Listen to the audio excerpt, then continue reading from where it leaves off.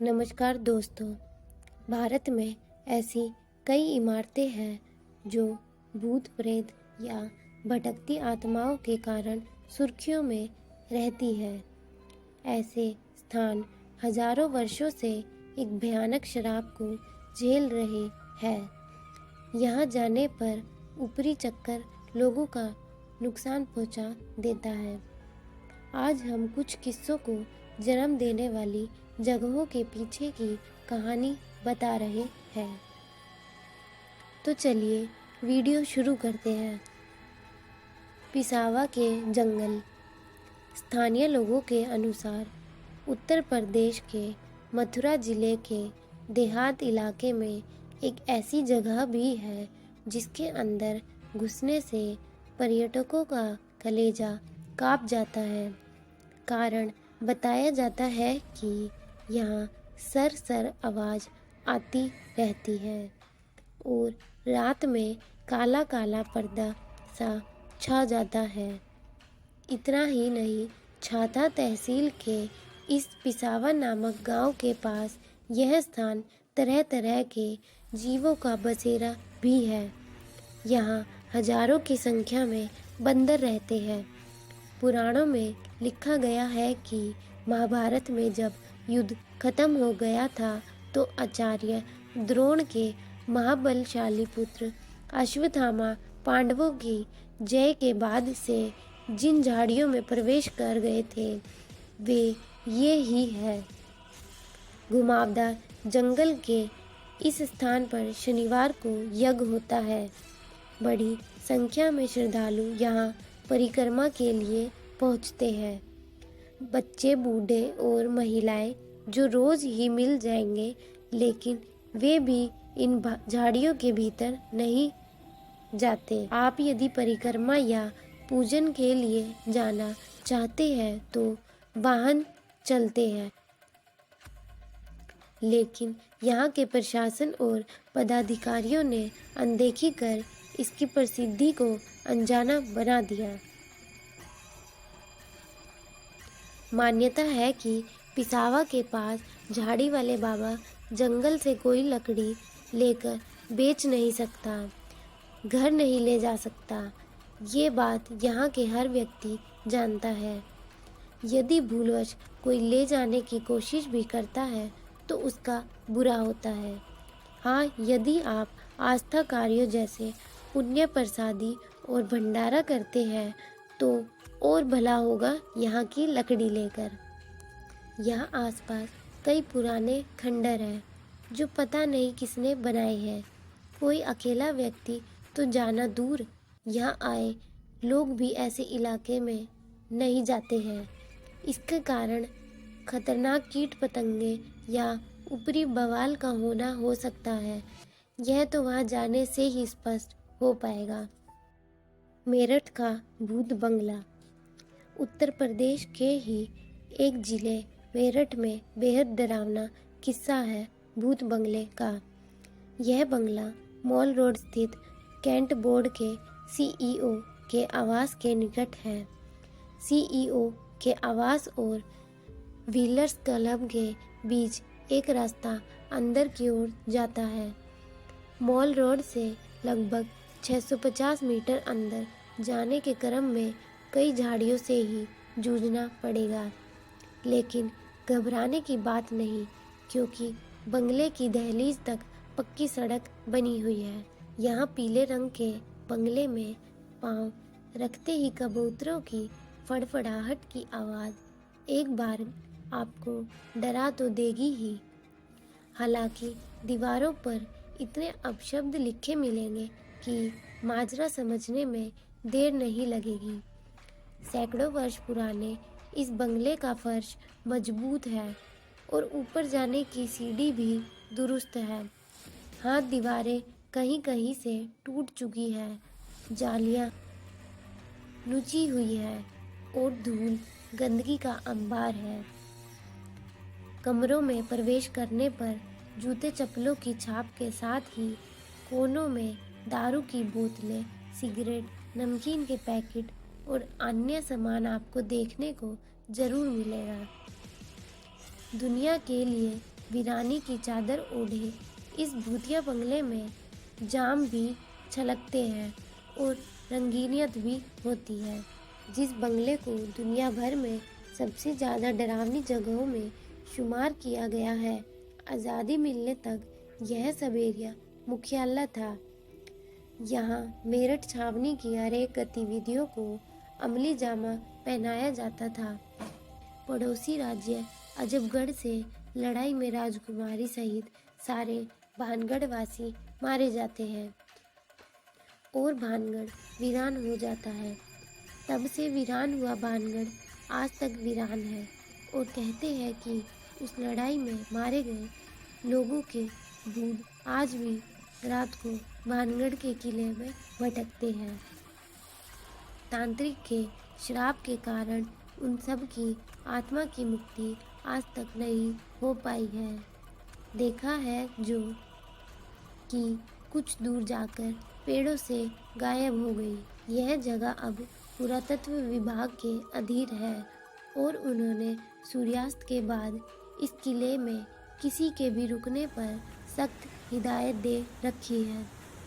सरकार ने भी पर्यटकों को यहाँ अंधेरा होने से पहले चले जाने की चेतावनी जारी कर रखी है। लोगों का मानना है कि आज भी उस तांत्रिक की आत्मा वहीं भटकती रहती है। तांत्रिक के श्राप के अनुसार वह स्थान कभी भी नहीं बच सकता। वहाँ रहने वाले लोगों की मृत्यु हो जाती है, लेकिन उनकी आत्मा को मुक्ति नहीं मिलती। कुलधरा गांव जैसलमेर इस सूची में एक और राजस्थान का स्थान है। जैसलमेर जिले का कुलधरा गांव, जो कि पिछले 170 सालों से वीरान पड़ा है। कुलधरा गांव के हजारों लोग अपने गांव की एक लड़की को अय्याज दीवान सलाम सिंह से बचाने के लिए एक ही रात में इस गांव को खाली कर चले गए और जाते जाते श्राप दे गए थे कि यहाँ फिर कभी कोई नहीं बस पाएगा। तब से गांव वीरान पड़ा है। कहा जाता है कि यह गांव रूहानी ताकतों के कब्जों में है। कभी हंसता खेलता यह गांव आज एक खंडर में तब्दील हो चुका है।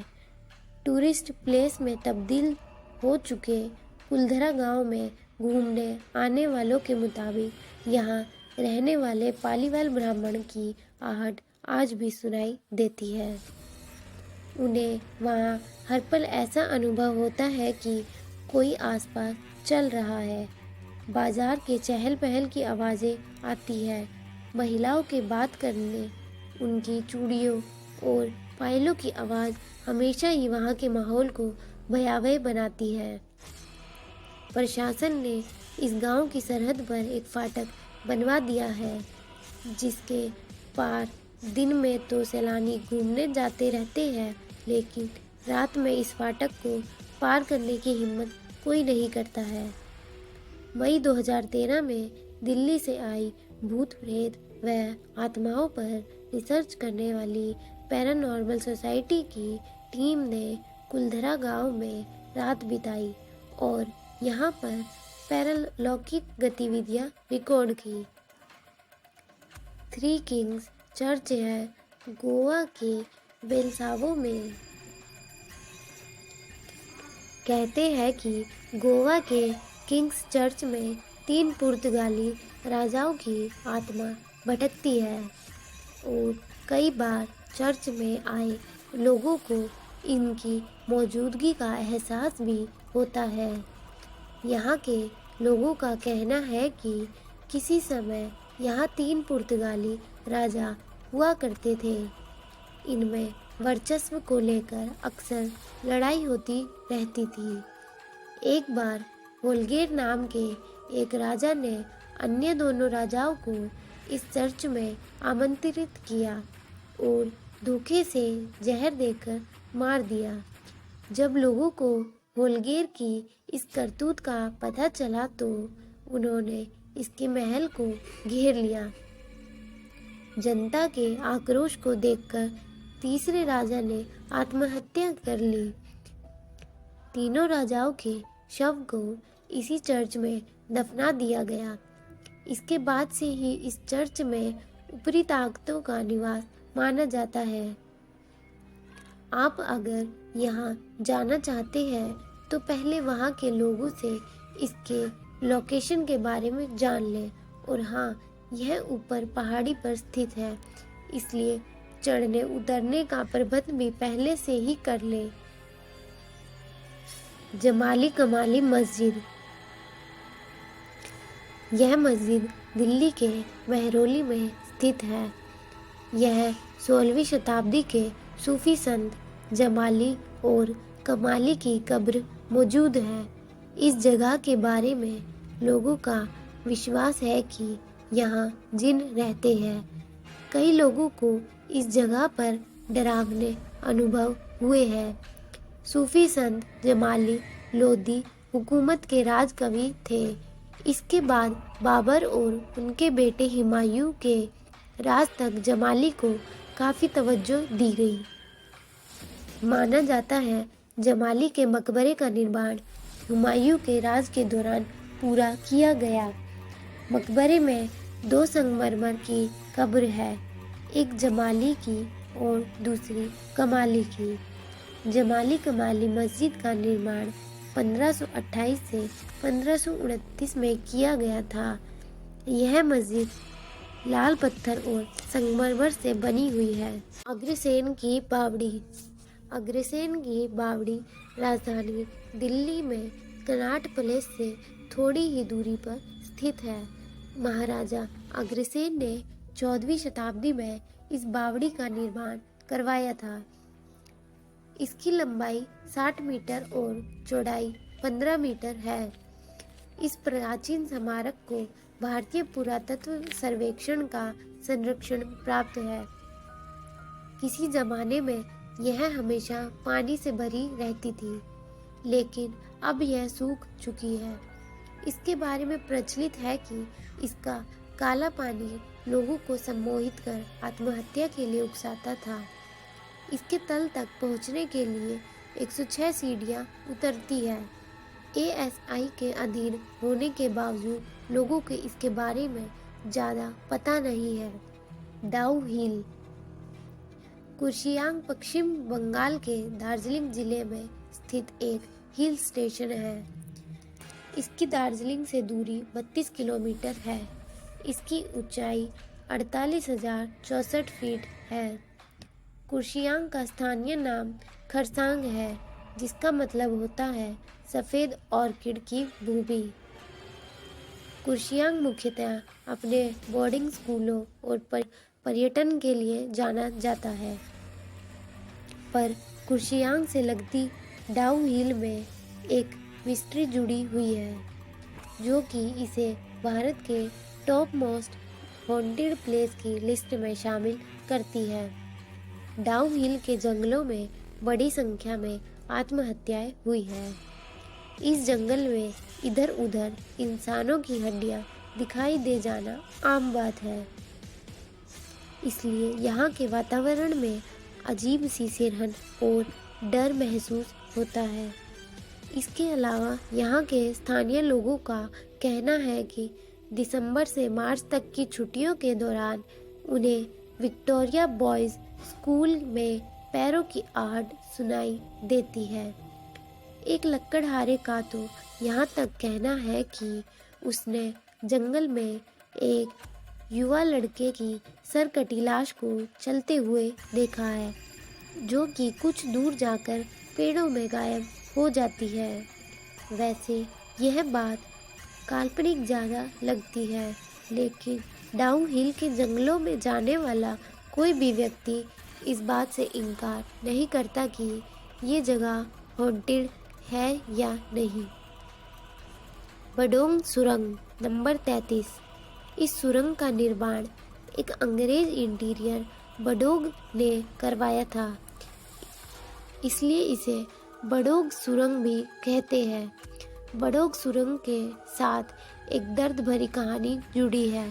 कहते हैं कि इस सुरंग को बनाने वाले अंग्रेज इंचार्ज बडोग ने एक बड़ी भूल यह कर दी कि एक ही बार में दोनों ओर से सुरंग बनाने का कार्य शुरू कर दिया।